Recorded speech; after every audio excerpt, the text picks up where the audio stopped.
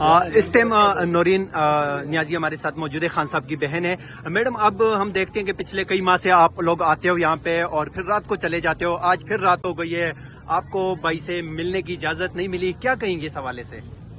یہی افسوس کریں گے کہ پاکستان کا نظام بالکل ختم ہو گیا. نہ عدالتیں کوئی کام کر سکتی ہیں، نہ جیل انتظامیہ. ہمارا قانونی حق ہے کہ ہم عمران خان سے ملے اور عمران خان کو ابھی قانونی حق ہے کہ ان کے خاندان سے ملے. لیکن یہاں پہ کیونکہ نہ کوئی قانون ہے، نہ آئین ہے، نہ کوئی عدالت ہے، تو اس لیے ہم تو آتے رہیں گے. کیونکہ ہم آئیں گے نہیں تو یہ کہیں گے کہ جی وہ آئے نہیں تھے، اس لیے نہیں ملاقات کروائی. تو ہم یہاں آئیں گے اور آپ کو پتہ ہے یہاں آتے ہیں تو کیا کیا مشکلیں ہوتی ہیں، سب کچھ ہوتا ہے. لیکن ہم یہ نہ سمجھے کہ عمران خان کو لوگ چھوڑ دیں گے.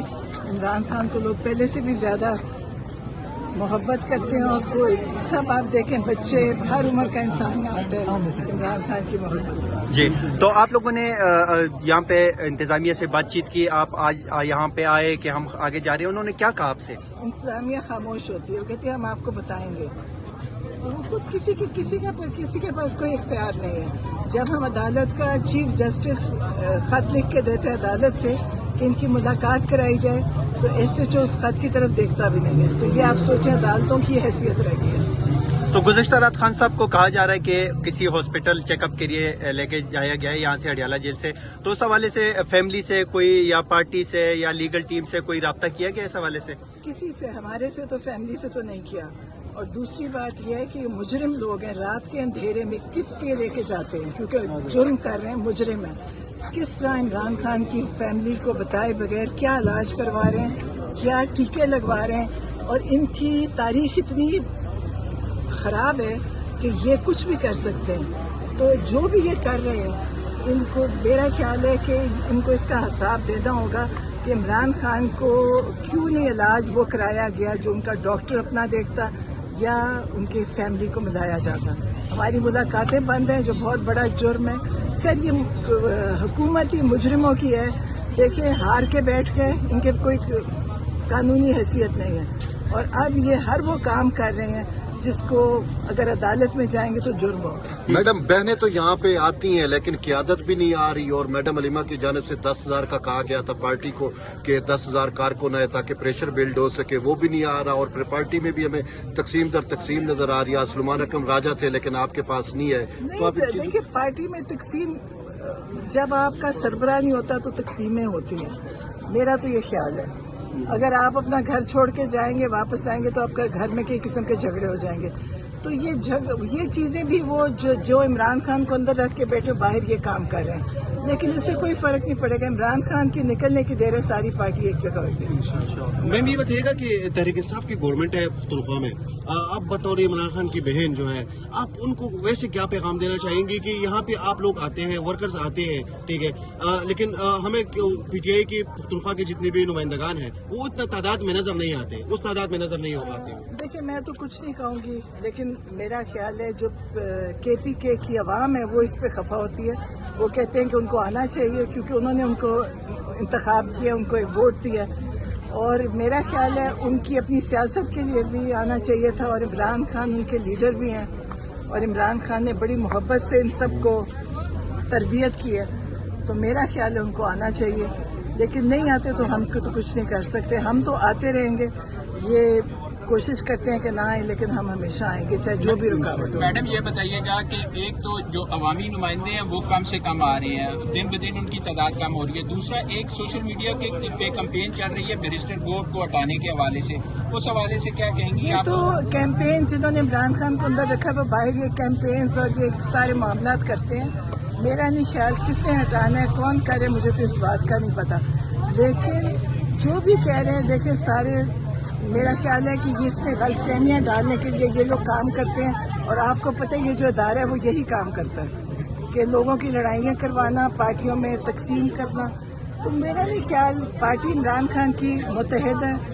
ساری پاکستان میں عوام عمران خان کے اوپر متفق ہے. 90% لوگ انہوں نے پول کرایا، 90% لوگ عمران خان کے ساتھ ہیں. تو باقی قیادت بھی جو کر لے گی وہ آگے نکل جائے گی، جو سست رہیں گے وہ پیچھے رہیں گے. عمران خان کی بہنوں کو کہاں سے انصاف کی امید نظر آ رہی ہے؟ अपने भाई के लिए?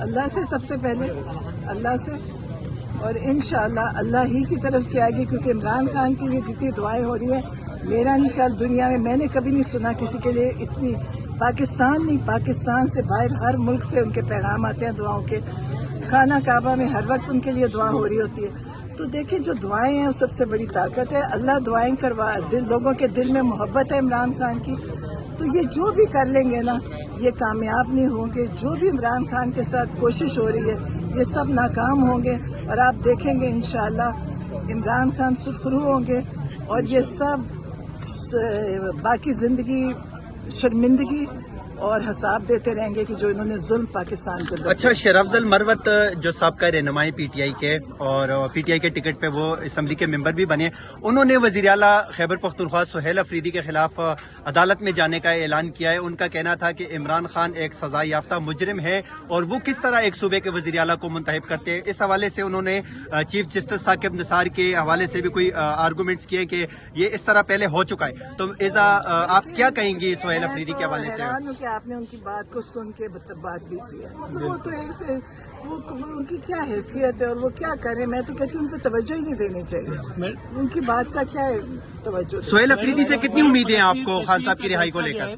कश्मीर का जलसा, मुझे अल्लाह से उम्मीद है, मुझे अब किसी से नहीं। मैडम कश्मीर का जलसा नाकाम होने के बाद आप क्या समझती हैं, कारकुन उकता नहीं गए इस एहतियाजी सियासत से? कारकुन नहीं उकता है, कारकुन अभी भी खड़े। कारकुन तो सारा वक्त कहती हैं कि जी आप निकले और निकाल लें और हमें हुक्म दें और बाहर निकले। कारकुन बिल्कुल। और फिर आप कब हुक्म देंगे? अभी आपके सामने है कि कितने हमने तो देखिए हम दिन ब दिन कम हो रहे हैं, बढ़ने के बजाय। कम कैसे ना होए? जितना मार कारकुन ने खाई है, आपने कभी लिखा है जितना जुल्म कारकुन पे हुआ है कभी पाकिस्तान की तारीख में नहीं हुआ। औरतों पे, बच्चों पे इन्होंने जो जुल्म किया, उसके बावजूद यहाँ पे लोग आते हैं, इनकी हिम्मत है।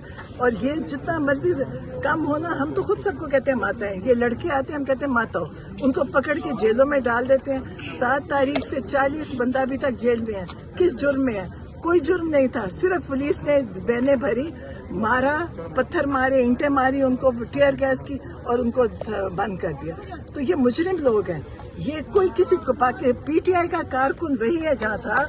इन्होंने जितना जुल्म किया, शायद ही तारीख में कभी इतना जुल्म हुआ होगा। जेलें भरी हुई हैं, लाहौर के अंदर भी हर पीटीआई के रहनुमा जेलों में है, आपको पता है। और आप इसको कभी ये ना कहें कारकुन नहीं थका। ये लोग जो जुल्म जालिम थक चुके हैं,